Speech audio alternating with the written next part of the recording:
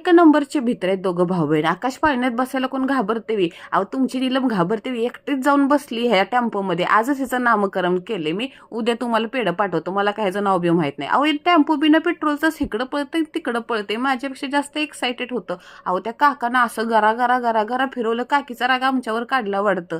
अहो केस इकडं, वडणी इकडं, गजरा आहे इकडं, तोंडाची पाक मंजुलिकाच झालेली माझ्या. रात्रीच्या 12 वाजता फिरलो असतं ना, भूताबरोबर पण माझी मैत्री झाली असती. काय म्हणायचं राव, असला अवतार होऊन बसलेला. अहो का बारकी सासू पण रडायला लागली की खेळणी पाहिजे म्हणून. घे म्हणलं तुझी पण हौस पूर्ण कर. अहो अख्खा बाजार संपला, जत्रा संपली, तरी पण आम्ही ननद एकीकडे पळते, मी एकीकडे पळते. कारभारी वैतागला आम्हाला, हाताला धरून धरून वडत वडत घरी आणलं. अहो रस्त्यातच एक आम्हाला सबस्क्रायबर भेटली ना, एवढी छान छान शोनू शोनू होती ना.